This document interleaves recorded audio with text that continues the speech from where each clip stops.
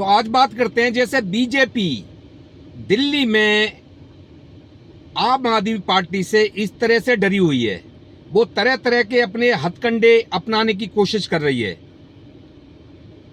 जैसे कि आने वाले विधानसभा चुनाव हैं, जबकि लोकसभा चुनाव में बीजेपी ने सातों की सातों सीट जीती थी, लेकिन अब जो विधानसभा चुनाव आ रहे हैं इसमें वो और भी अपनी हथकंडे अपनाने की कोशिश कर रही है और आम आदमी पार्टी को किस तरह खत्म किया जाए उसकी प्लानिंग में लगी हुई है। जैसे कि दोस्तों, इंडिया गठबंधन विपक्ष एकता से बीजेपी आने वाले चुनाव में डरी हुई है। जैसे कि अरविंद केजरीवाल सभी जानते हैं जेल में हैं। अरविंद केजरीवाल को ईडी मामले में बेल मिल चुकी है। सीबीआई का जो रो रहा है वो आजकल तारीख पे तारीख पड़ रही हैं, साबित कुछ नहीं हो रहा है। तो ये सबकी नज़र में है, सबकी नज़र में है कि सीबी का अब तो एक मामला ये है कि खाली जेल में रखना है केजरीवाल को।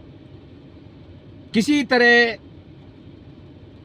चुनाव नहीं लड़ सकें, पार्टी के लिए काम दिल्ली के लिए ना कर सकें, इसलिए उन्हें फंसा के रखना है और बीजेपी को इसका मौके का फायदा उठाना है। जैसे कि राष्ट्रपति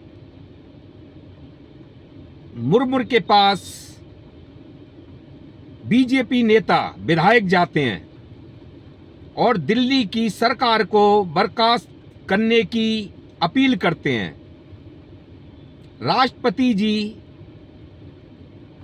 जो इनका एप्लीकेशन जो भी इन्होंने दायर किया और राष्ट्रपति को दिया, उन्होंने वो गृह मंत्रालय को भेज दिया है, जिसका आरोप है कि जी दिल्ली में अरविंद केजरीवाल जेल में रहते हुए दिल्ली के काम कार्य और नहीं हो पा रहे हैं पूरे। तो दोस्तों, केजरीवाल को तो इसीलिए अंदर किया है कि उन पे एक सवाल उठाया जाए, जबकि दिल्ली के चुने हुए मुख्यमंत्री केजरीवाल के हाथ में पावर नहीं है।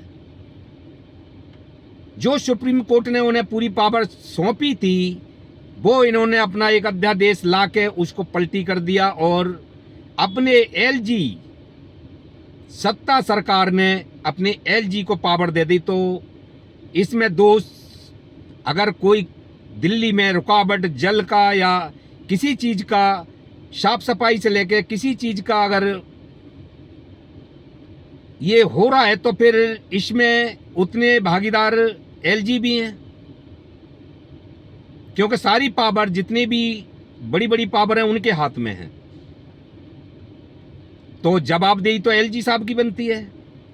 हर काम में ये रुकावट डालते हैं जहां नुकसान होता है। जैसे कि कोचिंग सेंटर में अभी 3 बच्चों की आईएएस की कोचिंग करने जो आए थे, उनकी 3 बच्चों की मौत हुई थी। तो क्या इसमें जवाबदेही एलजी की नहीं है? सवाल उठा कोई, एलजी का नाम आया।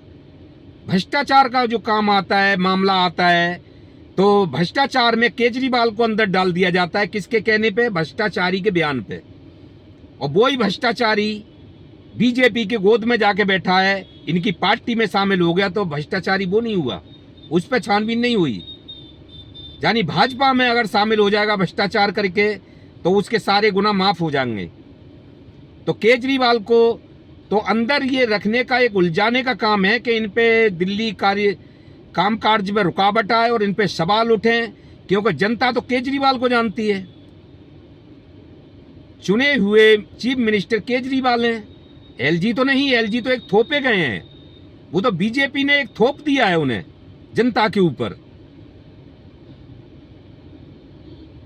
और एलजी हर काम में, दिल्ली सरकार जो काम करना चाहती है उसमें हर काम में एलजी साहब रुकावट डालते हैं। तो दोस्तों ये एक राजनीति है। इंडिया गठबंधन की बढ़ती छवि और बढ़ते कार्यकाल जे अभी विधानसभा चुनाव में ये सब जनता देख रही है, इसका जवाब देगी। और हो सकता है मोदी इसलिए डरे हुए हैं केजरीवाल को बाहर नहीं आने दिया जाए।